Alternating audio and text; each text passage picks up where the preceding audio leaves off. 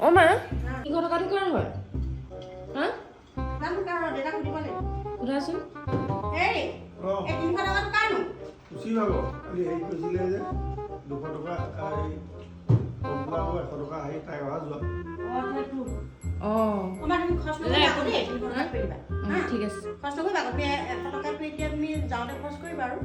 এটা কাম কৰচোন দেতা তুমি মোক হেৰি 100 টকা এটা খুচুৰা দিয়াচোন মানে মেজিকত যাবলৈ হেৰি কৰিব লাগিব যে নহয় মোৰ 50 টকাহে আছে নহয় দে 100 টকাটো দে 50 টকাটো ল অ নহ'ব তেনেকৈ মানে কেনেকৈ হ'ব মোক 50 টকা হাজাৰ হেৰি কৰিব লাগিব নে 100 টকা দিয়া খুচুৰা 50 টকা আছে মোৰ সেই 50 টকা লৈ 100 টকাটো দে মোক ইয়া নহ'ব নালাগে থোৱা 100 টকাটোৱে হ'ব দিয়া এনেকেই যাওঁ আৰু আমাৰ দেউতাৰ পৰা পইচাটো লোৱাহেঁতেন মোৰ লছ হ'লহেঁতেন নিব কি লছ নহয় দেউতাই মানে 100 টকাটো লৈ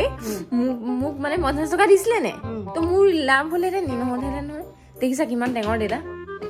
দেউতাই ভাবিছে 50 টকাটা মানে কি মই দি দিওঁ আৰু 100 টকাটো লৈ লওঁ 50 টকাটো তেতিয়া 200 টকাটো দিলে না সেইটো বুলি ভাবিছিলে হয় হয় হ'ব দিয়া